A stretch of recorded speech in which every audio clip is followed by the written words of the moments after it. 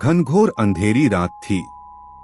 आकाश में काले बादल ऐसे उमड़ घुमड़ रहे थे मानो किसी अनहोनी का संकेत दे रहे हों। श्मशान की भूमि पर पीपल का वही पुराना वृक्ष खड़ा था, जिसकी डाल पर बेताल उल्टा लटका हुआ राजा विक्रमादित्य की प्रतीक्षा कर रहा था।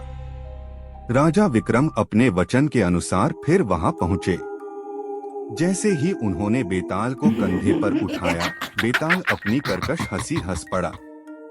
राजन, बेताल बोला, आज मैं तुम्हें नई दुल्हन की ऐसी कथा सुनाऊंगा जिसे सुनकर तुम्हारे भी रोंगटे खड़े हो जाएंगे। पर ध्यान रहे, अंत में प्रश्न पूछूंगा, उत्तर जानते हुए भी यदि तुम मौन रहे तो तुम्हारा सिर फट जाएगा। विक्रम मौन रहे। बहुत समय पहले की बात है। मालव देश के एक समृद्ध नगर में एक व्यापारी रहता था, धनवान, प्रतिष्ठित और धार्मिक। उसकी एकमात्र पुत्री थी मालती, सुंदर, संस्कारी और सौम्य स्वभाव की।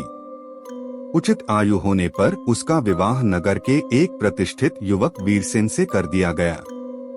विवाह बड़े धूमधाम से हुआ। 7 फेरे लिए गए, मंगल गीत गूंजे और मालती एक नई दुल्हन बनकर ससुराल पहुंची। पर विवाह के उसी रात से अजीब घटनाएं होने लगी। रात के तीसरे पहर में घर के आंगन से पायल की आवाज आती, जबकि नई दुल्हन अपने कक्ष में होती। कभी रसोई में दीपक अपने आप जल उठता, तो कभी किसी के रोने की धीमी आवाज सुनाई देती। वीरसेन की मां ने देखा कि मालती दिन में शांत रहती, पर सूर्यास्त के बाद उसकी आंखों में एक अजीब सी चमक आ जाती। वह आईने में स्वयं से बातें करती और कभी कभी मंद स्वर में किसी अनजान नाम को पुकारती। एक रात वीरसेन ने साहस कर अपनी पत्नी का पीछा किया। आधी रात को मालती चुपचाप उठी और घर के पीछे स्थित पुराने कुएं की ओर बढ़ी। जैसे ही वह कुएं के पास पहुंची, उसकी चाल बदल गई। वह हंसने लगी। वह हंसी मानवीय नहीं थी। अगले ही क्षण उसका स्वर बदल गया। इतने वर्षों बाद फिर से यह देह मिली है। वीरसेन भय से कांप उठा। उसी समय एक तांत्रिक को बुलाया गया। तांत्रिक ने ध्यान लगाकर बताया, यह स्त्री केवल नई दुल्हन नहीं है। इसके भीतर कुएं में मरी एक स्त्री की आत्मा वास कर रही है, जिसे वर्षों पहले धोखे से मार दिया गया था। विवाह की रात वह आत्मा इस देह में पूरी तरह जाग उठी है। तांत्रिक ने कहा कि यदि 3 रातों तक विशेष अनुष्ठान न किया गया तो वह आत्मा पूरे घर को विनाश में झोंक देगी। तीसरी रात जब अनुष्ठान चल रहा था, आत्मा प्रकट हुई और बोली, यदि न्याय चाहिए तो मेरे हत्यारे के पुत्र को मेरे नाम समर्पित करो। यह सुनकर सभी सन्न रह गए।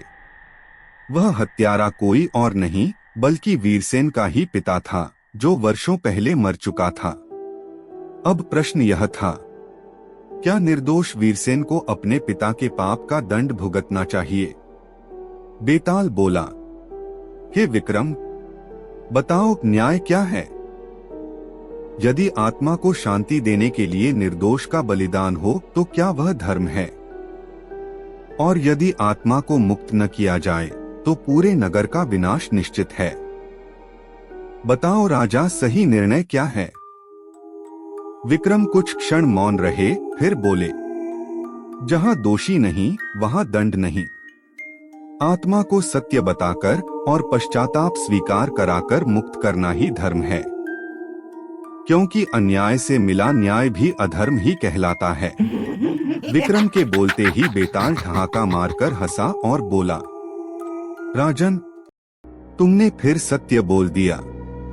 इतना कहकर बेताल फिर उसी वृक्ष पर जा लटका और राजा विक्रम उसे पुनः पकड़ने चल पड़े।